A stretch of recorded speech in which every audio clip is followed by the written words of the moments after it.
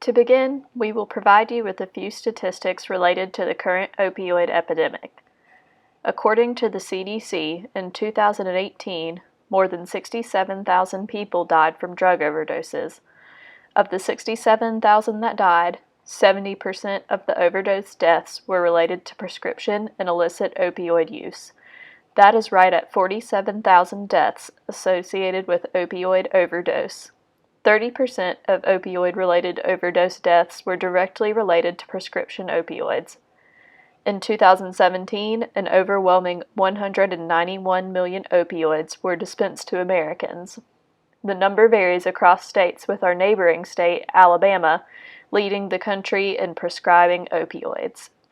In 2016, 11.5 million Americans reported misusing opioid prescriptions, and that number only includes patients who actually admitted to misuse of the drugs. Additionally, research has shown that 1 in 4 people receiving long-term opioid therapy struggle with addiction. The medical term for addiction to opioids is opioid use disorder. The CDC defines opioid use disorder as a problematic pattern of opioid use that causes significant impairment or distress. The diagnosis is made when at least 2 out of 11 signs and symptoms are present in a 12-month period. In order to combat the current opioid epidemic, we as physicians and physical therapists can work together to provide the best possible care for our patients. Physical therapy can be involved at all levels of prevention with opioid use disorder, whether it be primary, secondary, or tertiary prevention. Patients can greatly benefit from physical therapy as a primary preventative of opioid use disorder. At the primary prevention level, physical therapists can educate patients and community members on the harmful effects of opioids and prescribe exercise programs early on in the episode of care. If a patient has already been prescribed opioids for their pain, physical therapy can be involved in secondary prevention. Physical therapists can educate patients on signs and symptoms to watch for of opioid use disorder while treating the underlying musculoskeletal dysfunction causing the pain. At the tertiary prevention level, once a patient has begun showing signs and symptoms of opioid use disorder, physical therapists can provide education on ways to combat the disorder and provide the patients with resources to enable them to successfully overcome the addiction, in addition to trying to treat the underlying condition with modalities in an exercise program. Physical therapists are known to be experts in movement.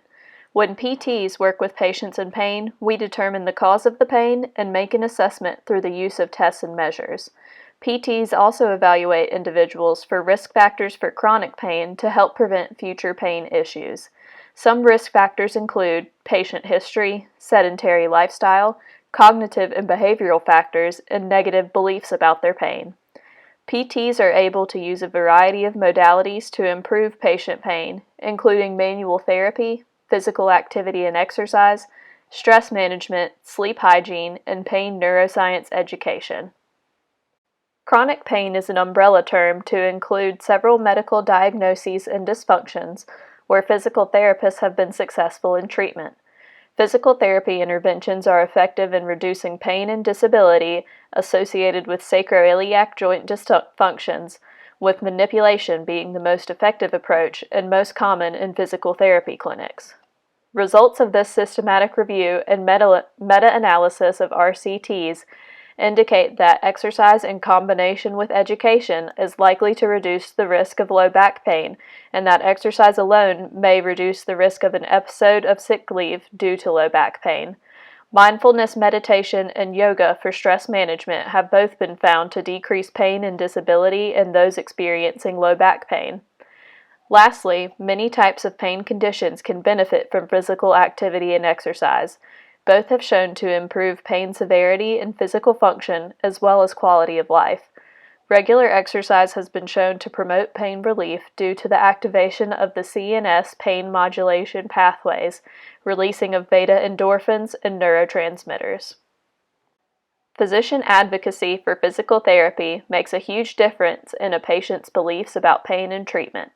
Physicians should educate themselves on novel pharmacological and non-pharmacological treatments as they become available and should actively use these treatments for their patients.